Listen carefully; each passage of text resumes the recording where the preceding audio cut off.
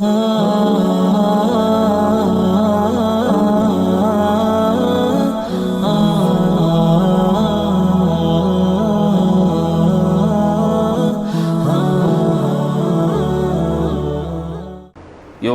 عالم دے مفتی صاحب دے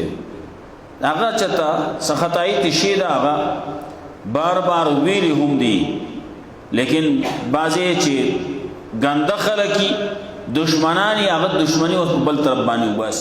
دلتا که دے بھئی آوازی التا که باغا دیر شے راجمع کری خواہ شیطانان دے انسانانو پیریانو دا ټول براجمع شوی د چا په خلاف کې د پیغمبر په خلاف کې د چا په خلاف کې د یو حق پرست په خلاف کې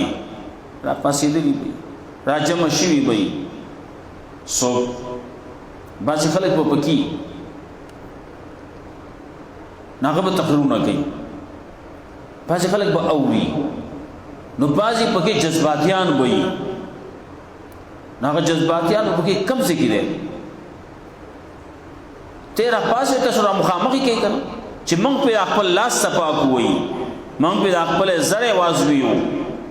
را مخامخې کوي چې لږ ډېر ثواب وي موږ هم وګټو که نه بعضې خلک بیا جذباتي تقریرونه کوي جذباتي خبرې کوي نور په جذبه کې راولي څو ورځونه دا خبرې روانې دي یو عالم دے مفتی صاحب دے آغا چتا سخطائی تشید آغا بار بار ویلی هم دی لیکن بازی چی گنده خلقی دشمنانی آغا دشمنی و بل طرف بانی باس مخالف دے دا عالم مخالف دے ناغد بل طرف بانی خلق پسی نور پسی ورپاسی چی مڑی کی چی خبر اخلاص شي دا د خلکو دغه جذباتي خبرې نور خلکو ته ورمخکې کوي عالم دی د عالم بے قدری کوي عالم دی غلطي شي دا مخکې مونږ ویلو عالم د توبې دپاره 4 شرایط دي دا عالم د توبې دپاره 3 شرایط دي د عام سړي د توبې دپاره 2 شرطونه دي او د منافق د توبې دپاره 4 شرطونه دي مخکې مونږ ویلو نو عالم هغه به خپل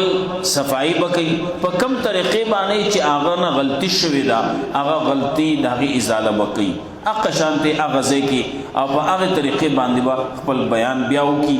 چې ما نه غلطي شوې ده زه د الله نه معافي غواړم تاسو ته هم دا خبره کوم دا خبره ما غلطه کړې وه صحیح خبره داسې ده چې یو سړي خبره ومنله خبره خلاصه شوه دی پسې بیا به هم لګیایي نه د توبه موږ نه منظوره وو الله یې منظوروي دی نه منظوروي نو الله وایي جعلنا لکل نبی عدوا د هر پیغمبر دپاره موږ دشمنان مقرر کړي ګرځولي شته چې دغه کافر مشرک دی به د پیغمبر هم دشمني نو دی به د حق پرست هم دشمني حق پرست پسې به دی لګیایي خبرې ورپسې کوي څوک وایي دا به د جناتو نه هم انسانانو کې هم دسي چې دا به د حق پرست مخالفت به کوي په خپله باندې څه به کوي هغه غلطې خبرې او منګړتې قصې ظاهر کې خلکو ته ښایسته کړی شوي خبرې دا به یو بل ته وسوسې کوي یو بل ته به یې رسوي لکه داسې ورته ووایه او دا چلي چې پکې کړلی او دا دلیل دی پې او دا دلیل دی دا خبرې وپېښ دا ولې کوي خلک به راجمع شوي او یو عالم به راکېستلی ولې هغه حق پرستو حق په خبرې کولې نو دوی اوس راکې بس دی اوس څه کوي د ده خوله بندول غواړي نو دا مختلف قسم علماء سوء بد علماء دا به راجمع شي علماء خو مخکې پیغمبر صلی الله علیه وسلم فرمایلو الا ان شر الشر شرار العلماء الا ان خیر الخیر خيار العلماء. خ په خو کې خ علما دي او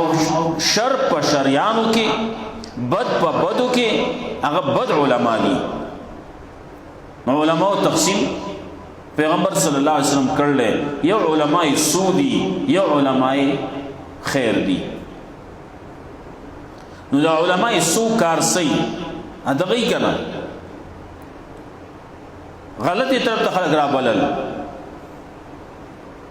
بيدینی ته خلق را بلل او د حق پرستو په خلاف کې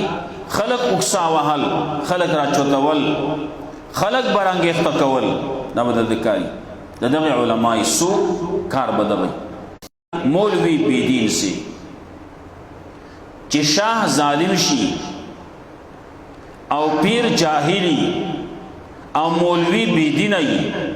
بس د دین خرابي به دي وجن راضي. وهل افسد الدين الا الملوك واحبار السوء ورهبانها.